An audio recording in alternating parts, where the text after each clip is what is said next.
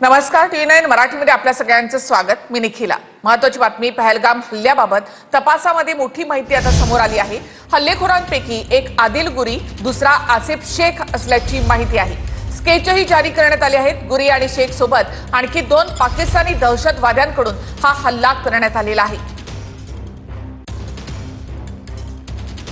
पहलगामच्या वैसरन पर्यटन स्थळावर 4 दहशतवाद्यांनी हल्ला केला, तर इतर 3 त्यांच्यावर लक्ष ठेवून होते। एक आदिल गुरी होता, 2018 मध्ये पाकिस्तानातून आला होता।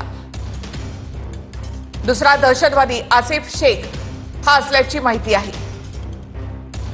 गुरी आणि शेख सोबत आणखी 2 पाकिस्तानी दहशतवाद्यांकडून हा हल्ला करण्यात आला।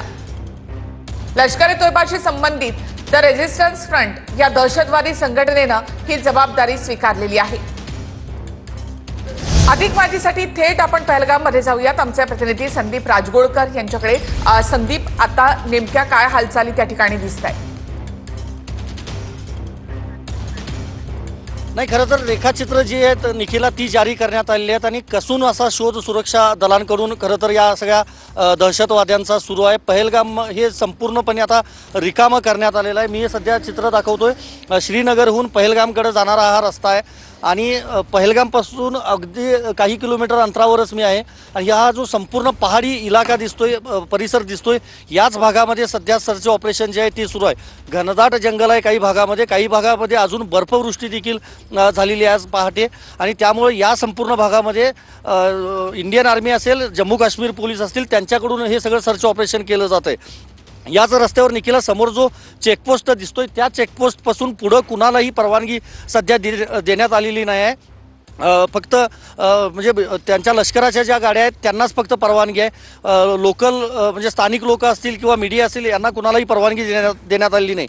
काही वेळापूर्वीच केंद्रीय गृहमंत्री अमित शाह हे या ठिकाणी येऊन गेलेले होते। त्यांनी मुख्य पहलगामचं म्हणजे ज्या ठिकाणी ही घटना घडलेली होती, हल्ला काल ज्या ठिकाणी झालेला होता त्याची पाहणी केली, संपूर्ण परिस्थितीचा आढावा देखील घेतला। त्यापूर्वी ज्या ठिकाणी पार्थिव हेडक्वार्टरमध्ये पोलीस हेडक्वार्टरमध्ये ठेवण्यात आले होते तिथं त्यांनी पार्थिवांना अभिवादन केलं। त्यानंतर रुग्णालयामध्ये जाऊन त्यांनी जखमींची देखील विचारपूस केली आणि आता अमित शाह हे दिल्लीसाठी पुन्हा रवाना झालेले आहेत, कारण संध्याकाळी CCSची 6 वाजता बैठक होणार आहे।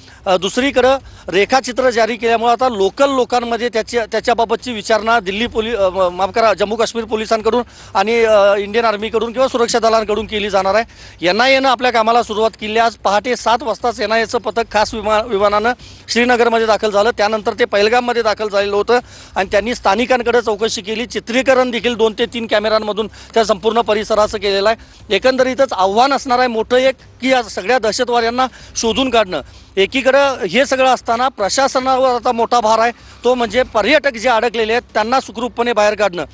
सध्या रस्ता रिकामा दिसत असला निखिला तरी सगळ्या टॅक्सी कार चालक मालक जे आहेत त्या संपूर्ण भागातील त्यांनी पर्यटकांना पूर्णपणे सहकार्य करण्याची भूमिका घेतलेली आहे। खाद्य असेल, पाणी असेल ते सकाळपासून दिलं जात आहे। सुरक्षा दलाचे जवान देखील पर्यटकांना बऱ्यापैकी मदत करतायत। मात्र श्रीनगरमध्ये अचानकपणे सगळ्या गाड्या दाखल झाल्यामुळे, कारण जवळपास 2,500 पेक्षा जास्त पर्यटक हे काल पहलगाममध्ये होते आणि त्याच वेळेला हा दहशतवादी हल्ला झालेला होता।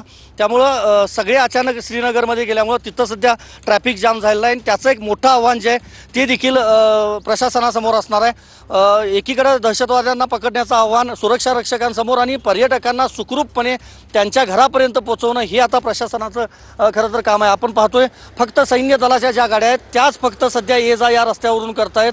CRPF आणि CISF, SSB या सगळ्या पॅरामिलिटरी फोर्स जे आहेत त्यांना या ठिकाणी लावण्यात आलेला आहे। आणि काही मराठी मला तिथं कर्मचारी भेटले महाराष्ट्रातले, त्यांच्याकडून असं समजलं की आज आणि उद्या 2 दिवस पूर्णपणे पहलगाम बंद